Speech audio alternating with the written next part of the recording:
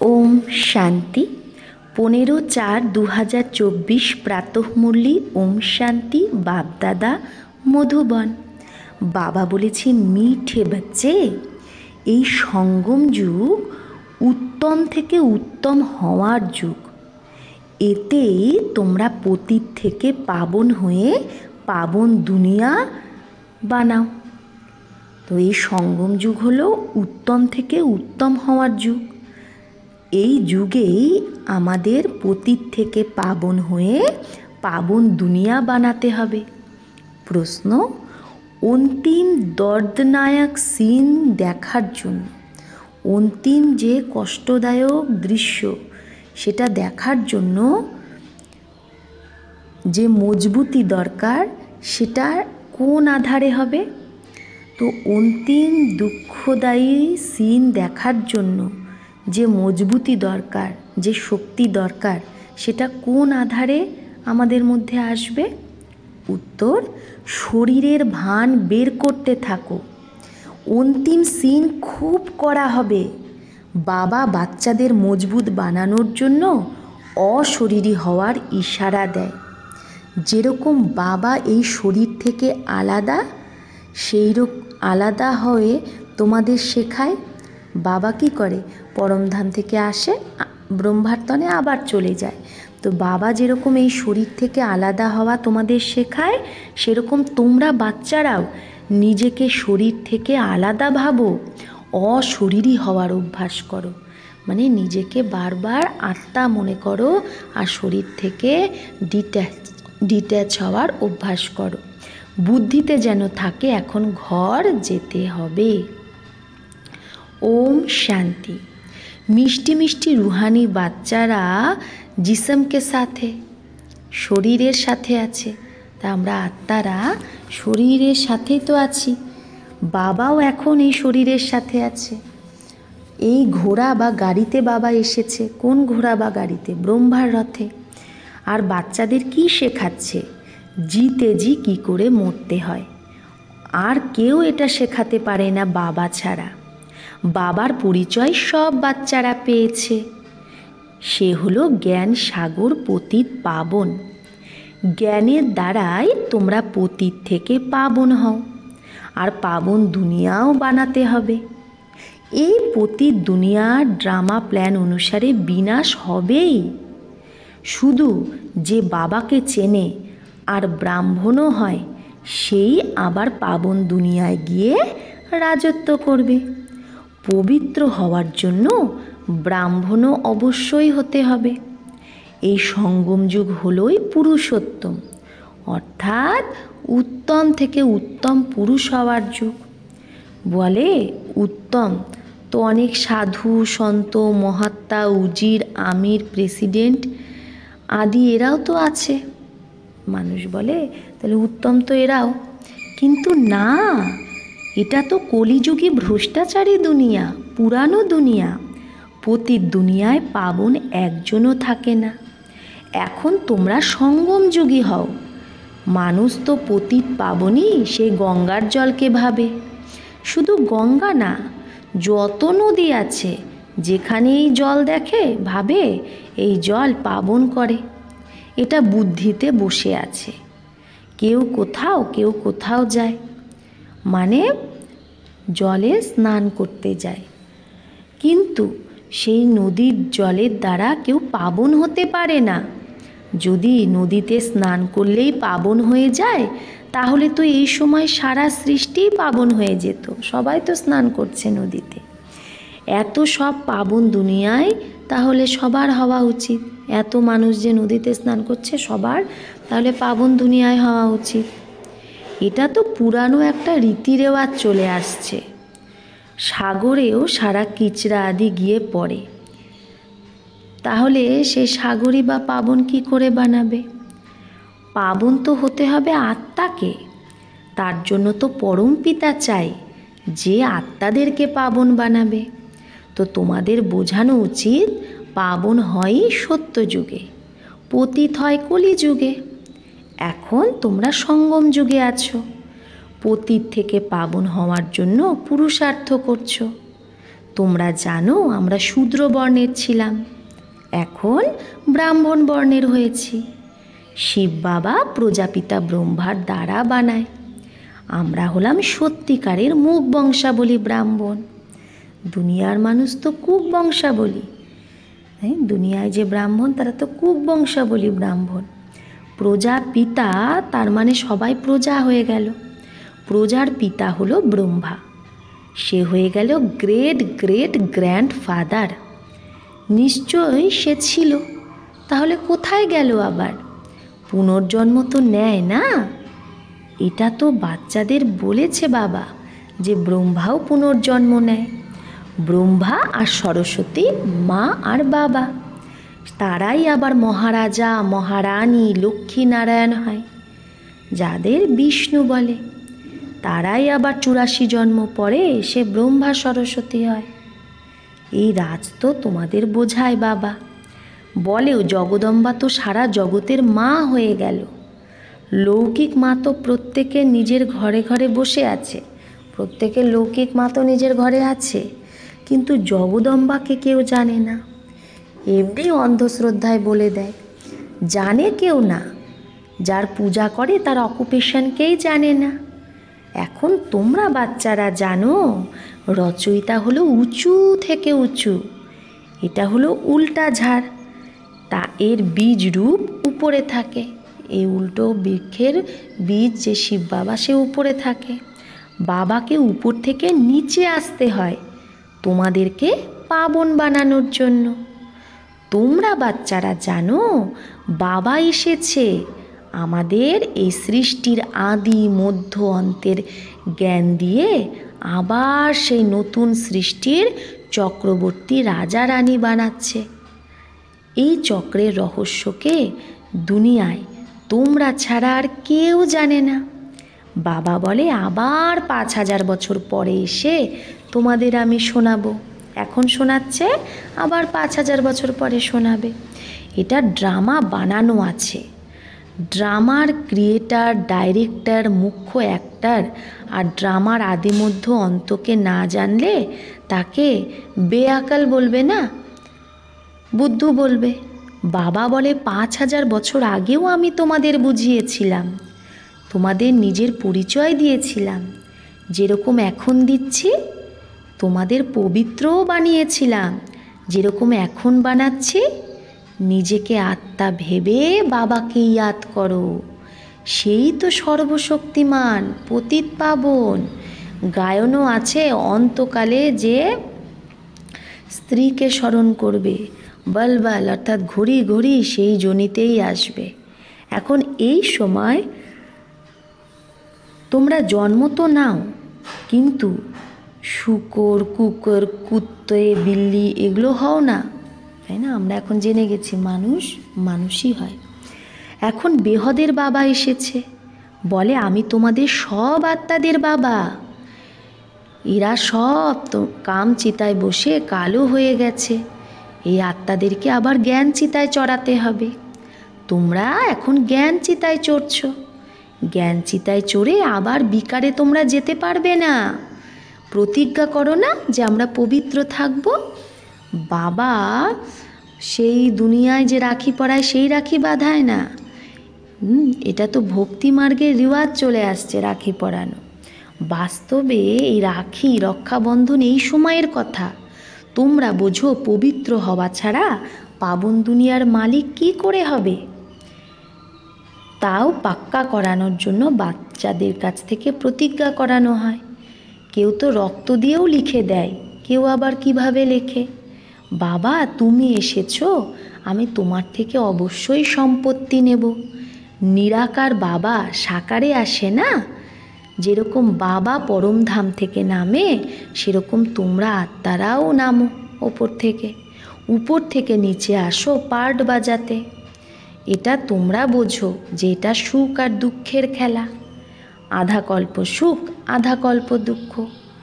বাবা বোঝায় 4 ভাগের 3 ভাগের থেকেও বেশি তোমরা সুখ ভোগো। তো 4 ভাগ সত্য ত্রেতা দাপর কলি, তো এর মধ্যে 3 ভাগের বেশি আমরা সুখ ভোগ করি। আধা কল্প পরে মানে সত্য ত্রেতা পরেও তোমরা ধনবান থাকো। দাপর যুগেও আমরা ধনবান থাকি, কত বড় বড় মন্দির আদি বানাই। দুঃখ তো পরে হয়, যখন একদম তমপ্রধান ভক্তি হয়ে যায়। বাবা বোঝায় তোমরা প্রথমে প্রথমে অব্যভিচারী ভক্ত ছিলে, মানে শুধু একজনের ভক্তি করতে, শিবের ভক্তি করতে। যে বাবা তোমাদের দেবতা বানায়, সুখধামে নিয়ে যায়, তারই তোমরা পূজা করতে। তারপরে ধীরে ধীরে ব্যভিচারী ভক্তি শুরু হয়, মানে অনেকের ভক্তি। প্রথমে একজনের পূজা হয়, তারপরে দেবী দেবতাদের পূজা শুরু করো তোমরা। চৈতন্যেরও করো তো জড়েরও পূজা করো। 5 তত্ত্বের বানানো শরীরকে দেবতাদের থেকে উঁচু ভাবে মানুষ কি করে, তা আমরা দেবতাদের পূজার সাথে সাথে আবার 5 তত্ত্বের শরীরকেও পূজা করেছি। তো 5 তত্ত্বের এই বানানো শরীরকে দেবতাদের থেকেও উঁচু ভাবে মানুষ। দেবতাদেরকে তো শুধু ব্রাহ্মণরাই হাত লাগায় দেবতাদের, তোমাদের তো ঢেরকে ঢের গুরু আছে। এটা বাবা বসে বলে, এই দাদাও বলে, আমিও সব কিছু করেছি, ভক্তি জপ তপ, ভিন্ন ভিন্ন হঠযোগ আদি, কান নাক মোড়া আদি সব কিছু ব্রহ্মা বাবা করেছে। লাস্টে সব কিছুই তো ছেড়ে দিতে হলো, যে ওই ধান্দা করবে না এই ধান্দা করবে। পিনকি সুস্তি আতি রেহতি থি, তং হো যাতা থা। তো এত ভক্তি এত হঠযোগ করতে করতে ক্লান্তি চলে আসতো, বিরক্ত হয়ে যেত। তো প্রাণায়াম আদি শিখতে খুব কষ্ট হয়। আধা কল্প ভক্তি মার্গে ছিল, এখন সে জানতে পেরেছে বাবা একদম অ্যাকিউরেট বলে। সে বলে ভক্তি তো পরম্পরা থেকে চলে আসছে, এখন সত্যযুগে ভক্তি কোথা থেকে আসবে? মানুষ একদম বোঝে না, মূঢ় বুদ্ধি না, সত্যযুগে তো এরকম বলবে না। বাবা বলে আমি প্রত্যেক 5000 বছর পরে আসি। শরীরও তারই নি যে নিজের জন্মকে জানে না। এই নাম্বার 1 যে সুন্দর ছিল, সেই এখন শ্যাম হয়ে গেছে। আত্মা ভিন্ন ভিন্ন শরীর ধারণ করে। তো বাবা বলে যার মধ্যে আমি প্রবেশ করি, তার মধ্যে এখন আমি বসে আছি। কি শেখাচ্ছি তোমাদেরকে? জিতে জি মরনা শেখাচ্ছি, বেঁচে থেকেও কি করে এখান থেকে, এই দুনিয়া থেকে, এই দেহ থেকে মরতে হয়। এই দুনিয়ার থেকে তো মরতে হবে না, এখন তোমাদের পবিত্র হয়ে মরতে হবে। বাবার পার্টি হলো পাবন বানানোর। তোমরা ভারতবাসীরাই তো ডাকো হে পতিত পাবন, আর কেউ এরকম বলে না হে লিবারেটার, দুঃখের দুনিয়া থেকে মুক্ত করার জন্য এসো। সবাই মুক্তিধামে যাওয়ার জন্যই মেহনত করে। তোমরা বাচ্চারা আবার পুরুষার্থ কী করো? সুখধামের জন্য। ওটা হলো প্রবৃত্তি মার্গের জন্য। তোমরা জানো আমরা প্রবৃত্তি মার্গের পবিত্র ছিলাম। সত্যযুগে তো প্রবৃত্তি মার্গে ছিল, সবাই সংসারী গৃহস্থী ছিল, কিন্তু পবিত্র ছিল। এখন অপবিত্র হয়ে গেছে। প্রবৃত্তি মার্গ বালকা কাম নিবৃত্তি মার্গ বালে কর না সকে। তো প্রবৃত্তি মার্গের কাজ তো নিবৃত্তি মার্গের সাধু সন্ন্যাসীরা করতে পারবে না। যজ্ঞ তপ দান আদি সব প্রবৃত্তি মার্গ বালেরাই করে। তোমরা এখন ফিল করো যে এখন আমরা সবাইকে জানি। শিব বাবা আমাদের সবাইকে ঘরে বসে পড়াচ্ছে। বেহদের বাবা বেহদের সুখ দেয়। তার সাথে তোমরা অনেক দিন পরে মিলিত হয়েছ, তো তোমাদের চোখ থেকে প্রেমের আঁসু বেরোয়। বাবা বললেই রোমাঞ্চক খাড়া হয়ে যায়, রোম রোম। ওহো, বাবা এসেছে আমাদের বাচ্চাদের সার্ভিসে। বাবা আমাদের এই পড়ার দ্বারা গুল বানিয়ে নিয়ে যায়। এই নোংরা ছি দুনিয়া থেকে আমাদের নিয়ে যায় নিজের সাথে। ভক্তি মার্গে তোমাদের আত্মা বলতো বাবা তুমি এলেই আমি তোমার উপর বলিহার যাব, এখন তোমারই হব, আর কারো না। যখন আমরা ভক্তি মার্গে কি বলতাম, বাবা তুমি এলে আমি তোমারই হয়ে যাব, আর কারো না। তো নাম্বার ওয়ার তো আছে, সবার নিজের নিজের পার্ট আছে। কেউ তো বাবাকে খুব ভালোবাসে, যে স্বর্গের বর্ষা দেয়। সত্যযুগে কান্নার নাম নিশান হয় না। এখানে তো কত কাঁদে, যখন স্বর্গে গেছে ফির রোনা কিউ চাহিয়ে। এখানে কেউ মারা গেলে বলে স্বর্গে গেছে, তাহলে কেন কাঁদছো? আরোই তো বাজনা বাজানো উচিত। সত্যযুগে তো বাজা বাজে, খুশি খুশি শরীর ছাড়ে। এই রসম শুরু এখান থেকেই হয়। এখানে তোমরা বলবে আমাদের নিজের ঘরে যেতে হবে, সেখানে তো ভাবে পুনর্জন্ম নিতে হবে। সত্যযুগে কীভাবে আমাকে এই শরীর ছেড়ে পুনর্জন্ম নিতে হবে। তো বাবা সব কথা বুঝিয়ে দেয়। ভ্রমরির উদাহরণও তোমাদেরই। তোমরা হলে ব্রাহ্মণী, 20টার কীড়াকে তোমরা ভু ভু করো। তোমাদের তো বাবা বলে এই শরীরকেও ছাড়তে হবে, জি তেজি মরতে হবে। বাবা বলে নিজেকে আত্মা ভাবো, এখন আমাদের ফেরত যেতে হবে। নিজেকে আত্মা ভেবে বাবাকে ইয়াদ করো, দেহকে ভুলে যাও। বাবা তো খুব মিঠা, বলে তোমাদের বাচ্চাদের বিশ্বের মালিক বানাতে আসি। এখন শান্তিধাম আর সুখধামকে ইয়াদ করো। অল্ফ আরবে এটা হলো দুঃখধাম, শান্তিধাম আমাদের আত্মাদের ঘর। আমরা পার্ট বাজিয়েছি, এখন আমাদের ঘরে যেতে হবে। সেখানে ছিছি শরীর থাকে না সত্যযুগে। এখন তো এটা একদম জর্জরীভূত শরীর হয়ে গেছে। এখন আমাদের বাবার সম্মুখে বসে শেখায় ইশারায়। বাবা বলে আমিও আত্মা, তুমিও আত্মা। আমি শরীর থেকে আলাদা হয়ে তোমাদেরও সেটাই শেখাই। তোমরাও নিজেকে শরীর থেকে আলাদা ভাবো। এখন ঘর যেতে হবে, এখানে তো থাকার জায়গা নেই, এখানে তো থাকবো না। আমরা ঘরে যাব, তারপরে সত্যযুগে আসব। এটাও তো জানো এখন এই কলিযুগ বিনাশ হবে, ভারতে রক্তের নদী বইবে, তারপরে এই ভারতেই দুধের নদী বইবে। এখানে সব ধর্মের মানুষই একসাথে আছে, সবাই আপোষে লড়ে মরবে। এটা লাস্টের মৃত্যু হবে। পাকিস্তানে কি হতো, বড় কড়া সিন ছিল যখন ভারত পাকিস্তানের সেই যুদ্ধ লেগেছিল, ভাগ হলো। তো কি কাণ্ড হতো সেই সময়, অনেক কঠিন সিন ছিল, কেউ দেখলে বেহোশ হয়ে যেত। এখন বাবা তোমাদের মজবুত বানাচ্ছে, শরীরের ভানকে একদম দূর করে দাও। বাবা দেখেছে, বাবা কি দেখে, বাচ্চারা একদমই ইয়াদে থাকে না, খুব কমজোর, তাই সার্ভিসও বাড়ে না। ঘুরেই লেখে বাবা ইয়াদ ভুলে যায়, বুদ্ধি লাগে না। বাবা বলে যোগ অক্ষর ছেড়ে দাও, বিশ্বের বাদশাহী যে দিচ্ছে সেই বাবাকে তুমি ভুলে যাও।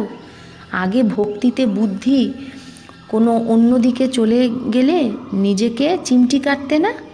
বাবা বলে তোমরা আত্মারা অবিনাশী, শুধু তোমরা পাবন আর পতিত হয়ে যাও, বাকি আত্মা কোনো ছোট বড় হয় না। अच्छा, मीठे मीठे सिकिलधे बच्चों प्रति माता पिता बाप दादा का याद प्यार और गुड मॉर्निंग। रूहानी बच्चों को रूहानी बाप की नमस्ते। हम रूहानी बच्चों की रूहानी माता पिता बाप दादा को याद प्यार गुड मॉर्निंग और नमस्ते नमस्ते नमस्ते। शुक्रिया बाबा, आपको लाख लाख शुक्रिया। धारणार जन्य मुख्य सार। 1, নিজের সাথে নিজে কথা বলো। ওহো, বাবা এসেছে আমার সার্ভিসে, সে আমাদের ঘরে বসে পড়াচ্ছে। বেহদের বাবা বেহদের সুখ দেয়, তার সাথে এখন আমি মিলিত হয়েছি। এই রকম ভালোবেসে বাবা বলো, আর খুশিতে তোমার প্রেমের অশ্রু যেন বয়। ভালোবেসে এরকম বাবা বলো, বাবা, আর খুশিতে প্রেমের আঁসু যেন চলে আসে, রোম রোম খাড়া হয়ে যায়। 2, এখন বাপস ঘরে যেতে হবে, তাই সবার থেকে সব কিছুর থেকে মমত্ব বের করে জি তেজি মরতে হবে। এই দেহকেও ভুলতে হবে, এর থেকে আলাদা হওয়ার অভ্যাস করতে হবে। বরদান, बीती हुई बातों বা বৃত্তিयों को समाप्त कर। যেটা পাস্ট হয়ে গেছে সেই কথা বা বৃত্তিকে সমাপ্ত করে সম্পূর্ণ সফলতা যে প্রাপ্ত করে সেই স্বচ্ছ আত্মা ভব। তো বাবা বলছে সেবায় স্বচ্ছ বুদ্ধি, স্বচ্ছ বৃত্তি আর স্বচ্ছ কর্ম হলো সফলতার সহজ আধার। সেবায় যার স্বচ্ছ বুদ্ধি থাকবে, স্বচ্ছ বৃত্তি আর স্বচ্ছ কর্ম হবে, সেই সফলতা পাবে। যে কোনো সেবার কার্য যখন আরম্ভ করবে তো প্রথমে চেক করো যে বুদ্ধিতে কোনো আত্মার বীতি হওয়া কথা স্মৃতিতে তো নেই, কোনো আত্মার পাস্টের কথা তো মনের মধ্যে নেই। সেই বৃত্তি दृष्टि से उनको देखना, उनसे बोलना, इससे संपूर्ण सफलता नहीं हो सकती। তাহলে যদি বীতি হুই বাতে পাস্টের কথা স্মৃতিতে থাকে, তাহলে সেই বৃত্তিতে দৃষ্টিতে তাকে দেখলে, তার সাথে কথা বললে সম্পূর্ণ সফলতা হতে পারে না। তাই যেটা পাস্ট হয়ে গেছে সেই বীতি হুই কথাকে বা বৃত্তিকে, যেটা পাস্টের তোমার বৃত্তি ছিল সেই বৃত্তিকে সমাপ্ত করে স্বচ্ছ আত্মা হও, তবেই সম্পূর্ণ সফলতা প্রাপ্ত হবে। স্লোগান: যে স্বপরিবর্তন করে বিজয়মালা তার গলাতেই পড়ে। তো যে স্বপরিবর্তন, নিজের পরিবর্তন করে, তার গলাতেই কি পড়ে? বিজয়মালা পড়ে। আচ্ছা, ওম শান্তি।